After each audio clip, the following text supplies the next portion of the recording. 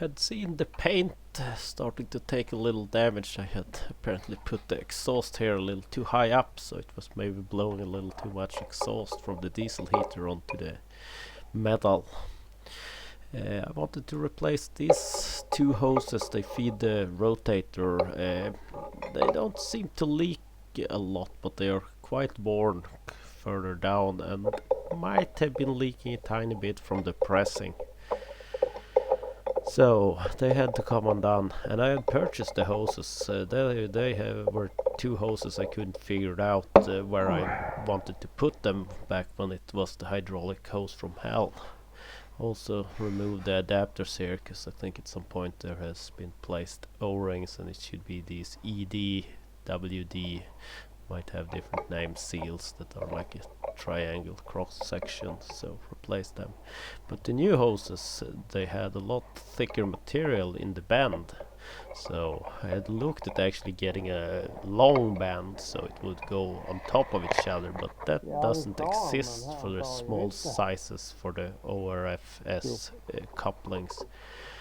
They have short bands that I had in the hydraulic hose from hell video, so maybe one of those would have been better and I could have tightened it up without interference, but still twisting it out. But they seem to be there. I fitted that plastic protection afterwards because I wasn't sure it was gonna be used, both hoses, so I wanted to see them in place first. Then they go under the hydraulic package and out here to a connection block, and then up through the other two hoses to the rotator. And getting access to undoing them without pulling them out, I felt like it was impossible, and realized it would be easier to undo the block and pull things out and work with it outside. So that was done. You could see that they were quite worn further down. There was also sections where the cord, the metal inside them was broken and it was sticky like a porcupine or hedgehog. And but getting things off here was hard, and there was interference that the coupling was touching the next elbow here, and but eventually things came undone. Brought the block once it was loose from the machine inside to remove all the couplings and replace the seals on everything. Nice to put it in the vise and some compressed air for cleaning things up.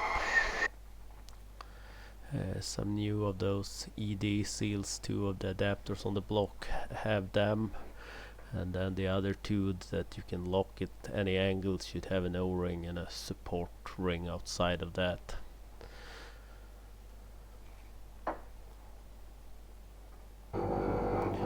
Took away a tiny bit of material at that upper elbow to give it a little more clearance for the new hoses.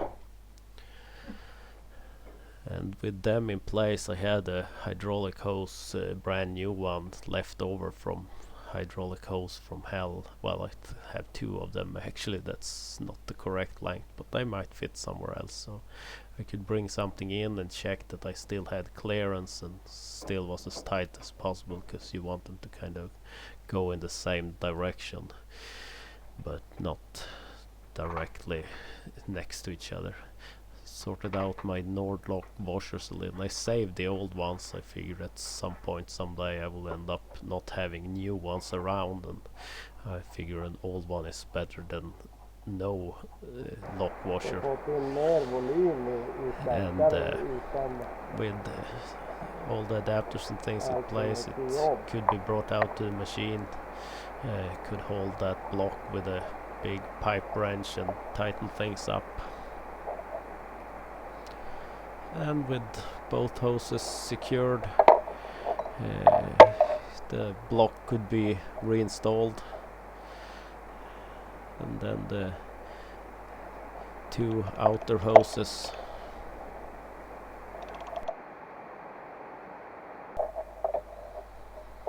So this wasn't all too difficult.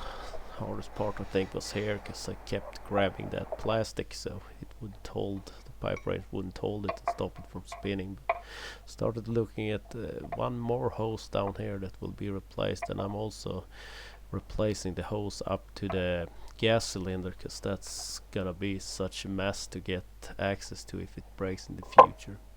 Yeah, I had bought two new elbows for that aluminum block. I've also got the proper seals for the old ones, so I'm gonna put them aside and have two of them on the shelf as backup in the future if any of these breaks. So nothing too tricky in this video. Next one will be a little more. I'm tackling the pipes next.